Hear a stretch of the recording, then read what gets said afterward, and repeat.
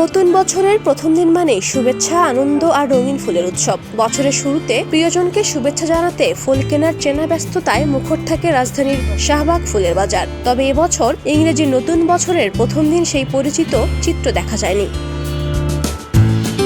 সকাল থেকেই শাহবাগ মোড়ের ফুটপাত জুড়ে সাজানো ছিল গোলাপ, রজনীগন্ধা, গাঁদা, চারবেড়া, গ্লাডিওলাস সহ নানা রঙের ফুল। বাহারি ফুলে বাজার সাজানো থাকলেও ক্রেতার সংখ্যা ছিল হাতে গোনা। সকাল গড়িয়ে দুপুর হলেও বিক্রির গতি ছিল ধীর। বিক্রেতাদের মুখে ছিল হতাশার ছাপ।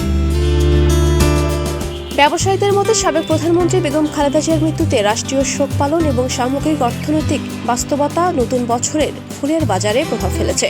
অনেক প্রতিষ্ঠান ও ব্যক্তি আনুষ্ঠানিকতা কমিয়ে দেওয়ায় ফুলের চাহিদাও কমে গেছে।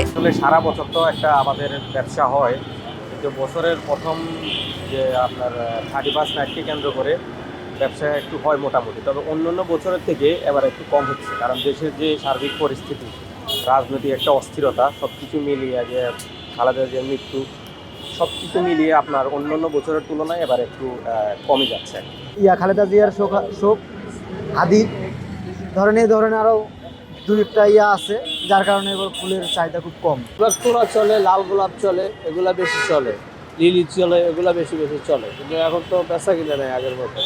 শাহবাগের ফুলের বাজার শুধু কেনাবেচার জায়গা নয়, এটি রাজধানীর আনন্দ, শোক, প্রতিবাদ ও উৎসবের নীরব প্রতিচ্ছবি। বছরের প্রথম দিনে এই বাজার সাধারণত নতুন আশার বার্তা দেয়, তবে এবছর সেই আশার রং ছিল কিছুটা ফিকে।